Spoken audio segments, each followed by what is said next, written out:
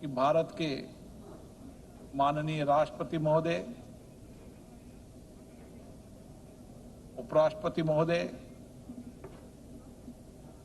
और समापन में माननीय प्रधानमंत्री जी का मार्गदर्शन पीठासीन अधिकारियों को मिला। गुजरात के राज्यपाल महोदय, माननीय मुख्यमंत्री जी, संसदीय कार्य मंत्री, पीठासीन अधिकारी, माननीय सांसदगण, सभी इस 2 दिवसीय सम्मेलन में यहाँ उपस्थित हो, उनको भी मीडिया के माध्यम से मैं धन्यवाद देना चाहता हूँ।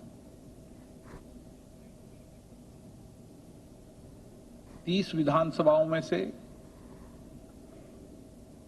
20 विधानसभा के पीठासीन अधिकारी इस सम्मेलन में उपस्थित हुए। कोविड संकट के समय 70% से ज्यादा उपस्थिति ये दर्शाती है कि हमारे पीठासीन अधिकारी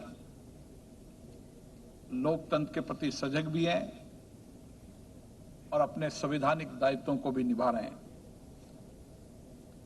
इस जगह का एक अपना महत्व है, क्योंकि धरती आजादी के आंदोलन के प्रणेता राष्ट्रपिता महात्मा गांधी जी की धरती है और विशेष रूप से जहां सम्मेलन आयोजित हो रहा है, एक तरफ मां नर्मदा का तट है, सरदार सरोवर बांध है और विशेष रूप से संविधान के निर्माता, नए भारत के एकीकरण के निर्माता सरदार वल्लभ भाई पटेल की विश्व की सबसे बड़ी प्रतिमा है, जो हमें सकारात्मक ऊर्जा देती है, संविधान की रक्षा करने की प्रेरणा देती है। 2 दिवसीय सम्मेलन के अंदर माननीय सभी पीठासीन अधिकारियों ने अपने विचारों, अपने अनुभवों को साझा किया।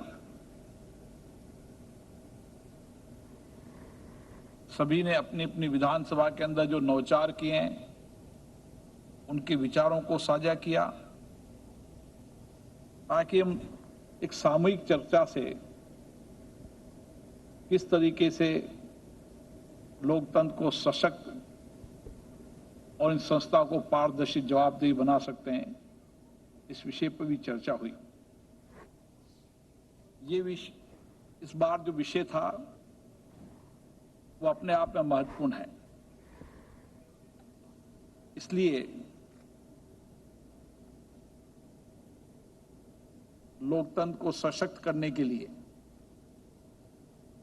विधायिका, कार्यपालिका और न्यायपालिका की आदर्श समन्वय की भूमिका, उसमें बड़ी जिम्मेदारी विधायिका की है। विधायिका कानून बनाती है,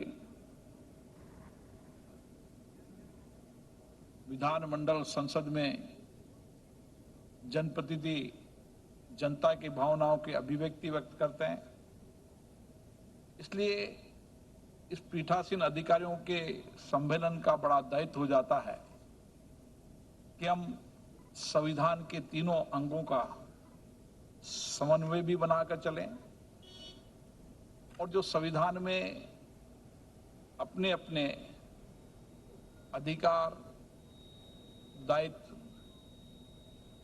रेखांकित किए हैं, उनके अनुसार काम भी करें।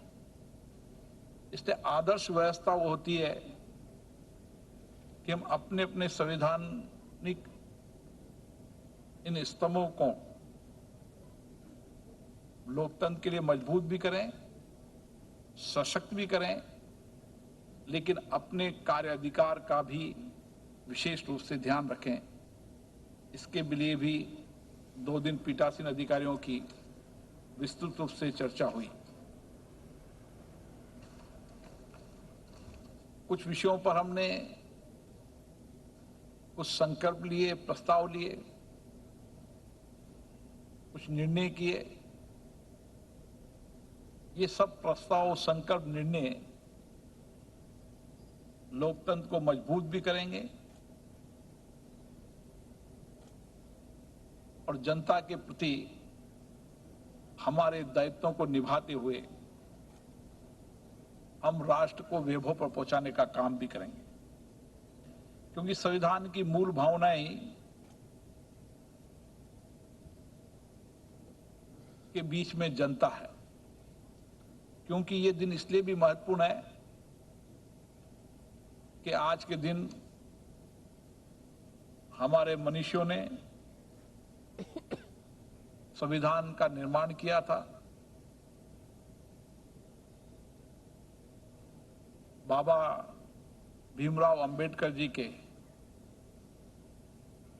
ने संविधान निर्माण में महत्वपूर्ण भूमिका निभाई थी। इसलिए आज के दिन हमने इस दिन को विशेष रूप से संविधान की सुरक्षा का संकल्प का दिन भी मनाया, क्योंकि संविधान की सुरक्षा करने की जिम्मेदारी इन चुनी हुई संस्थाओं की है। भारत की संसद ने इस संविधान को बनाया, इसलिए उसकी जिम्मेदारी है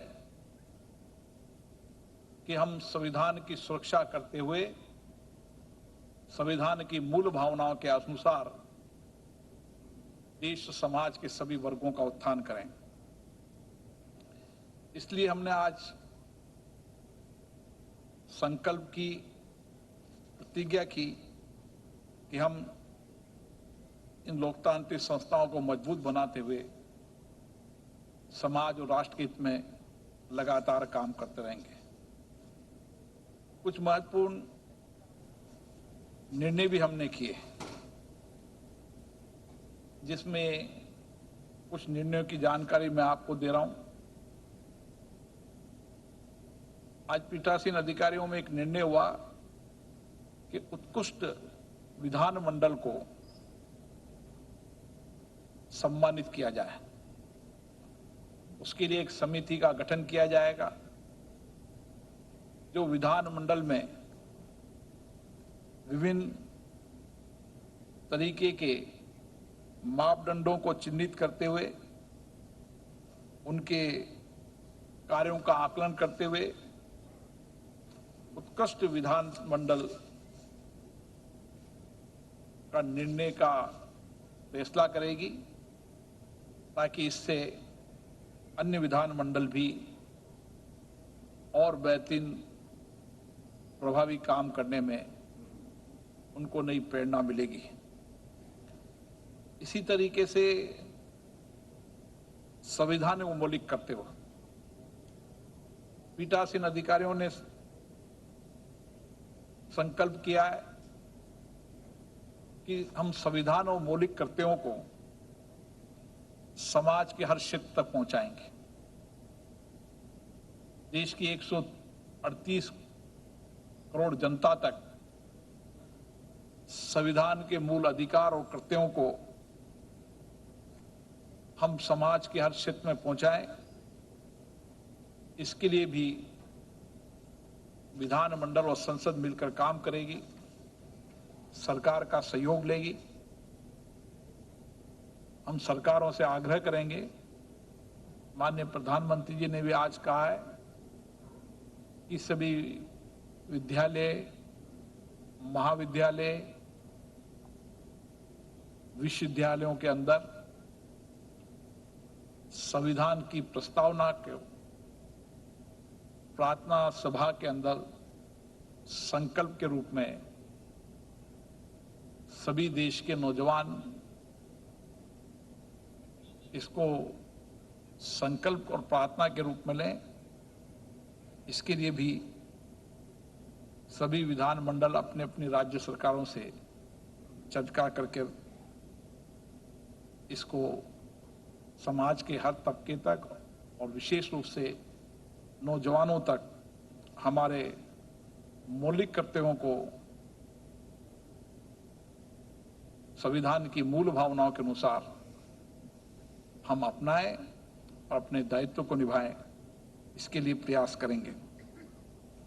क्योंकि ये शताब्दी वर्ष है और शताब्दी वर्ष होने के कारण हम इस वर्ष को लोकतंत्र उत्सव के रूप में मनाएंगे। इसके लिए सभी विधान मंडल अपनी अपनी विधानसभाओं में जनप्रतिनिधियों का दायित्व, जनता के प्रति जवाबदेही, संविधान की सुरक्षा, अन्य विषयों को लेकर सभी विधान मंडल अपने अपने कार्य योजना बनाएंगे और पंचायत से लेकर जितनी भी चुनी हुई संस्थाएं हैं, जनप्रतिनिधि हैं, उन सब जनप्रतिनिधियों के अंदर किस तरीके से हम हमारे चुने हुए सदन को निर्बाध रूप से देश और राष्ट्र हित में अपने जनता के प्रति जवाबदेही होते हुए किस तरीके से लोकतंत्र को मजबूत कर सकते हैं, ताकि सामाजिक रूप से समाज के अंतिम व्यक्ति का कल्याण हो। इस विषय का भी सम्मेलन हम सभी जगह करेंगे। और विशेष रूप से क्योंकि सदन चलाने की जिम्मेदारी पीठासीन अधिकारी के रूप में हम सबकी है, इसलिए हम सब पीठासीन अधिकारी अपने अपने राज्य में और देश के अंदर जनप्रतिनिधियों की भूमिका और उनका दायित्व और किस तरीके से अपने अपने सदन चलने चाहिए, इसके लिए भी प्रेरक भूमिका के रूप में मार्गदर्शन करने का काम करेंगे। विधान मंडलों के वित्तीय अधिकार मिलने के विषय पर लेकर भी एक समिति का गठन किया गया है। वह समिति उस पर विचार करेगी। इसी के साथ जिन निर्णयों को हम करते हैं, संकल्प को लेते हैं, उन निर्णयों संकल्पों का क्रियान्वयन के लिए भी एक समिति का गठन किया है, ताकि हर सम्मेलन निर्णायक हो और उनके निर्णयों का क्रियान्वयन ठीक ढंग से हो। इसके लिए भी हम एक समिति का गठन किया है। मुझे आशा है कि माननीय प्रधानमंत्री जी ने एक विषय और रखा है, ई विधान। प्रधानमंत्री जी ने जो मार्गदर्शन दिया है, हमने उसके लिए असम विधानसभा के अध्यक्ष की एक कमेटी बनाई थी उत्तराखंड में 19वें सम्मेलन के समय। उनकी रिपोर्ट बहुत शीघ्र आएगी, ताकि ई विधान के माध्यम से सभी विधान मंडल, संसद एक प्लेटफॉर्म पर सभी लोकतांत्रिक संस्थाओं की जानकारी मिल सके, सब एक प्लेटफॉर्म पर आ सके, प्रौद्योगिकी का अधिकतम उपयोग हो, ताकि हमारे माननीय जनप्रतिनिधियों को भी सुविधा होगी और उसके साथ साथ हमारे आने वाली पीढ़ी इन लोकतांत्रिक संस्थाओं में होने वाले कार्यों को भी देख सकेगी और एक प्लेटफॉर्म पर किसी भी राज्य के विधानमंडल और संसद की कार्रवाई को देखने में उनको सहजता होगी। इसी के साथ हम सब ने ये शपथ के साथ कि विधायिकाएं संविधान के अभिरक्षक होने के नाते संविधान की मर्यादा को अक्षुण्ण रखने की शपथ लेकर हमने आज का ये समारोह समापन किया है। और मुझे आशा है कि इस शताब्दी वर्ष के अंदर हम सभी लोकतांत्रिक संस्थाओं को सशक्त, मजबूत, पारदर्शी और जनता के प्रति जवाबदेही बनाएंगे, ताकि हर जनप्रतिनिधि जो अपनी बात अपने सदन में कहता है, जनता की भावनाओं को कहता है, कार्यपालिका उसका ठीक से एग्जीक्यूशन करें, ताकि समाज के हर व्यक्ति का कल्याण हो सके और राष्ट्र और मजबूत हो सके। नए राष्ट्र के निर्माण में ये संस्थाएं कारगर सिद्ध हो, ये हमने विशेष रूप से इस सम्मेलन में चर्चा की है। मैं आप सबको धन्यवाद देता हूं कि आप समय समय पर सदन की कार्रवाइयों को, सदन के निर्णयों को ठीक से जनता के सामने अलग अलग माध्यम से रखते हैं, क्योंकि आपका भी एक महत्वपूर्ण योगदान है। तो हमारी अपेक्षा है कि हम सब मिलकर इस लोकतंत्र को सशक्त मजबूत करें। प्रेस की भी एक बड़ी भूमिका रहती है, जो समाज की भावनाओं को अभिव्यक्ति करती है और उसके माध्यम से हमारे जनप्रतिनिधि सदन में अपनी बात को कहते हैं। मुझे आशा है कि आप भी सकारात्मक रूप से हम सबका सहयोग करेंगे।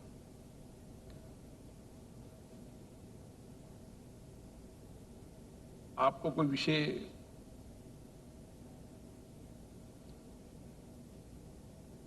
अपना नाम भी बता दे, प्रेस बताएं। सर, मेरा नाम अविनाश नायर है, इंडियन एक्सप्रेस से हूँ। सर, आपने बताया कि 70% अटेंडेंस रहा है। विच स्टेट्स, कौन से स्टेट्स आए नहीं हैं और क्या सिर्फ कोविड ही एक रीजन है? ये बात सही है कि कोविड का समय है और 70% इस समय भी उपस्थिति है। मैं मानता हूं कि बहुत बड़ी उपस्थिति है, क्योंकि कई विधान मंडलों के अंदर, कई राज्यों के अंदर कोविड गाइडलाइन थी कि आप 14 दिन एक बार जाएंगे तो 14 दिन क्वारंटाइन होना पड़ेगा। ये भी उन राज्य की शर्त थी, तो वो उनको मानना भी जरूरी था, क्योंकि कानून बनाने का काम हमारा है, तो कानून पालन करने का दायित्व भी हमारा है। इसी तरीके से कुछ विशेष रूप से ये 8 महीने के बाद शादी समारोह का बहुत बड़ा मुहूर्त था, इसलिए कई विधानसभा के अध्यक्ष के परिवार में शादी थी। लेकिन इतनी बड़ी उपस्थिति भी, मेरी शहर में सामान्य रूप से हमारा पीठासन अधिकारी सम्मेलन होता है, तो कई कारणों से 70 से 80% उपस्थिति रहती है। कई कारण रहते हैं, जिसका भी विधानसभा का सत्र चलता रहता है, कभी उनकी मीटिंग्स रहती है, लेकिन ये उपस्थिति अपने आप में बड़ी उपस्थिति है। सर इधर एसपी सिंह, दैनिक जागरण से। सर जी। सर, देहरादून में जो कुछ संकल्प लिया गया था, जो कुछ निर्णय किया गया था, क्या उसका यहाँ पर कोई समीक्षा उसकी की गई? जिन कमेटियों का गठन किया गया था, उन कमेटियों ने, किसी कमेटी की कोई रिपोर्ट आई इस बारे में? देहरादून के जो 19वें सम्मेलन के अंदर हमने 3 कमेटियों का गठन किया था। तीनों कमेटियों ने अपनी आंशिक रिपोर्ट अभी दी है।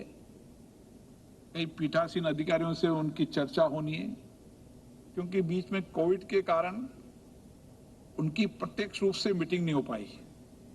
वर्चुअल रूप से उन्होंने चर्चा की है। मुझे लगता है कि सभी पीठासीन अधिकारी अपनी अंतिम रिपोर्ट इस 3 महीने में रख देंगे, ऐसा सभी समितियों के अध्यक्ष ने यह आश्वस्त किया है। सर, मैं नरेंद्र पेपरवाला। मेरा ये सवाल है कि प्रधानमंत्री नरेंद्र मोदी जी ने बात की है कि 1 नेशन 1 इलेक्शन, और दूसरी बात है कि आपने बोला कि विधानमंडल जो अच्छे काम करते हैं उनको सम्मानित किया जाएगा, लेकिन जो वेल में कुछ चले जाते हैं विधायक और सांसद, तो इसके लिए क्या हो पाएगा? ये बात सही है कि हमारी जब देहरादून में सम्मेलन हुआ था, तो उस विषय के अंदर हमने गंभीरता से चर्चा की थी और सभी पीठासीन अधिकारी एक मत के थे कि सदन की कार्रवाई निर्बाध रूप से चलनी चाहिए। बिना गतिरोध के चलना चाहिए। सब अपनी भावनाओं को अभिव्यक्ति करें, अपनी बात को रखें। सहमति असहमति, पक्ष विपक्ष हमारे लोकतंत्र की विशेषता है। बहुदलीय व्यवस्थाएं भी हैं, विविधता भी है, और लोकतंत्र की ये हमारी विशेषता है। और इसीलिए हमने कुछ नियम प्रक्रियाओं को कैसे बनाया जा सकता है ताकि अपनी अपनी विधानसभाओं की नियम प्रक्रियाओं से भी हम सदन को ठीक से चला सके, बिना बाधित होकर चला सके। मर्यादा में माननीय सदन अपनी बात रखे। इसके लिए मुझे लगता है कि कई विधानमंडल ने अच्छे नियम बनाए हैं। सभी विधानमंडल उन एक साथ जब नियम बन जाएंगे, कमेटी की रिपोर्ट होगी, तो मुझे लगता है कि क्योंकि सभी विधानसभाएं, विधान परिषद में अपनी अपनी स्वायत्तता रहती है। नियम प्रक्रिया बनाना का काम उनकी विधानसभा के अंदर पीठासीन अधिकारी सभी लोगों से चर्चा कर एक नियम समिति होती है, उसमें बनाते हैं, उसके बाद फिर विधानसभा पारित कराते हैं। इसलिए मुझे लगता है कि जब कमेटी की रिपोर्ट आएगी उसके बाद अधिकतम विधानमंडल उस कमेटी की रिपोर्ट को एडॉप्ट करेंगे ताकि हम सदन को ठीक से चला सकें। सर, दैनिक भास्कर से मुकेश। कई सांसदों के मन में कुछ आशंकाएं हैं कि हो सकता है कि संसद का प्रसारण बंद हो जाए या डेफर हो जाए, क्योंकि एक ही स्क्रीन होगी। अधिकारियों का विषय नहीं है, ये आप मुझसे अलग से चर्चा करना। नहीं सर, मेरा पीठासीन अधिकार का सम्मेलन का विषय नहीं है। लोकसभा और राज्यसभा का जो आप चैनल का एक करने का जो सवाल पूछ रहे हैं वो हमारा आंतरिक विषय है, और आप निश्चित मानिए दोनों सदनों की कार्यवाही लाइव रहेगी। उसको लाइव करने से हम नहीं रोक रहे।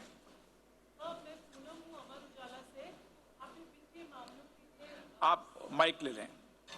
सर, वित्तीय मामलों के लिए समिति के गठन की बात की है, तो क्या ये माना जाना चाहिए कि विधानसभाओं को और वित्तीय अधिकार मिलने की तैयारी है?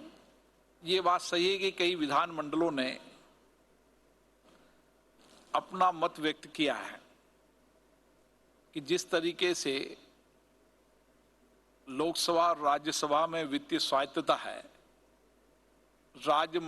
विधान मंडलों के अंदर भी ऐसी वित्तीय स्वायत्तता हो। इसके लिए सीपी जोशी जी की अध्यक्षता में एक कमेटी बनी है। वो कमेटी की जब रिपोर्ट आने के बाद हम राज्य के मुख्यमंत्रियों से चर्चा करेंगे और प्रयास करेंगे कि सभी विधान मंडलों में वित्तीय सहायता संसद की तरह हो।